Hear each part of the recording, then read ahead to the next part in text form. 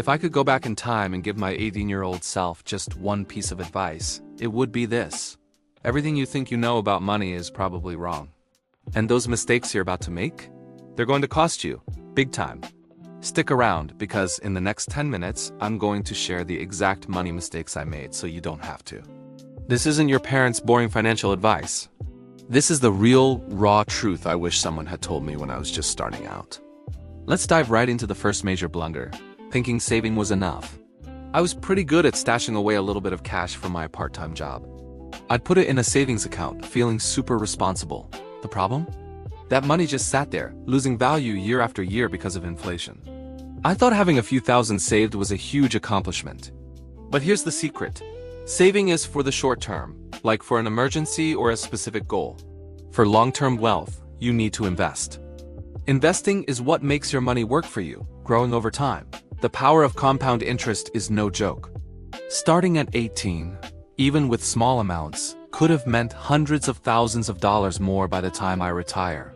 So mistake number 1, don't just save, invest. Even if it's just a small amount into a simple index fund. Start now. The second mistake, and this one is a classic, is falling into the credit card trap. The day I got my first credit card, I felt like I'd been handed a key to the adult world. It felt like free money. A nice dinner here, a new pair of shoes there. It all felt so easy. The bill, however, was not so easy. I only paid the minimum balance each month, thinking I was being smart. What I didn't understand was the crippling effect of high interest rates. Paying only the minimum means you end up paying double or even triple the original price for whatever you bought. It's a cycle that's incredibly hard to break. If I could do it over, I'd treat a credit card like a debit card.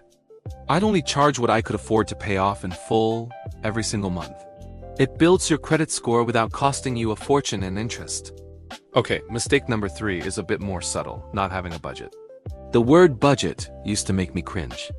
It sounded restrictive, like a financial diet where I couldn't have any fun, so I just winged it.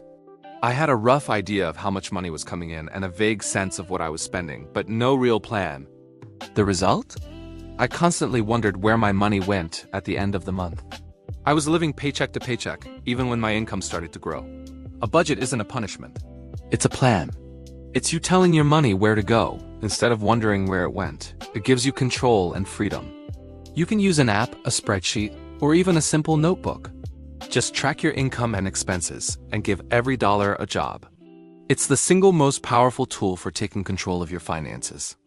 Now for mistake number 4, and it's a big one. Lifestyle inflation. This is what happens when you get a raise or a new, better-paying job and your spending immediately increases to match it. Got a 10% raise? Great, time for a nicer apartment, a fancier car, more expensive dinners out.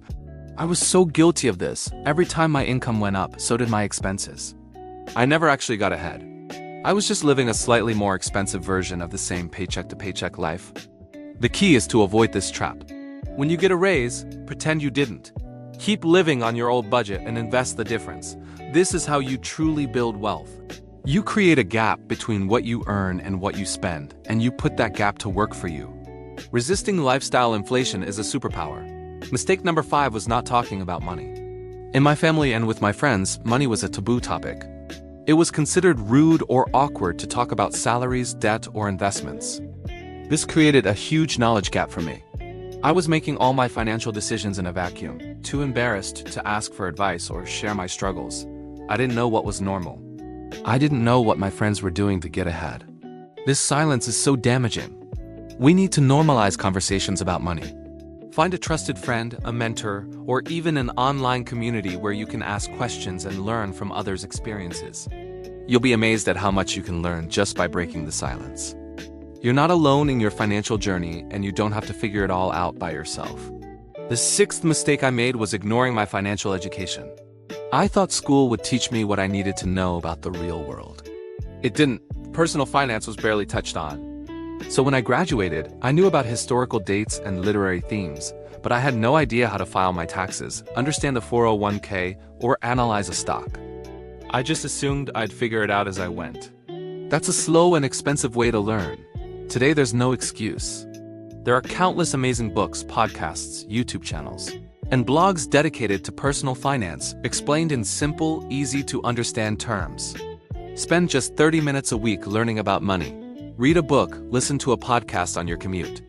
Treating your financial education as a lifelong project is one of the best investments you'll ever make. It pays dividends for the rest of your life.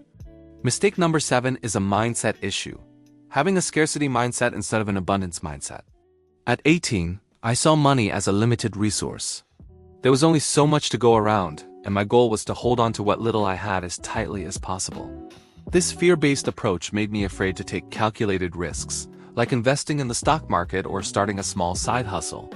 I was focused on not losing money, rather than on growing it. An abundance mindset, on the other hand, sees opportunities everywhere. It focuses on growth, learning, and creating value. It understands that you can expand your financial pie, not just fight for a small slice of it. This shift in thinking is profound. It encourages you to learn new skills, seek out better opportunities, and see money not as an end goal, but as a tool to create the life you want. My final mistake, number 8, was not having clear financial goals. If you don't know where you're going, any road will get you there, but you probably won't like the destination. I was just drifting financially. I wanted to be rich someday, but what did that even mean? It was a vague, fuzzy dream with no concrete plan. You need specific, measurable, achievable, relevant, and time-bound goals.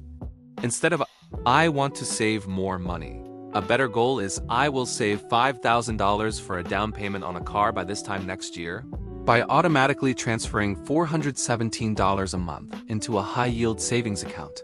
See the difference? A clear goal gives you a target to aim for and a roadmap to get there.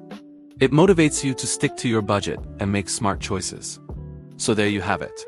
The 8 big money mistakes I wish I could go back and warn my 18-year-old self about.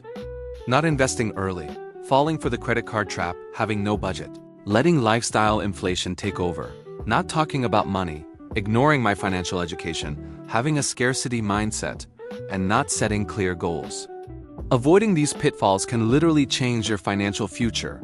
You're in an incredibly powerful position right now. Time is your greatest asset. The choices you make today will compound and create a life of financial freedom or a life of financial stress. The choice is yours. Thanks for watching. I hope this was helpful. If you got some value out of this, please hit that like button and consider subscribing for more real talk about money and life. Let me know in the comments which mistake resonated with you the most. See you in the next video.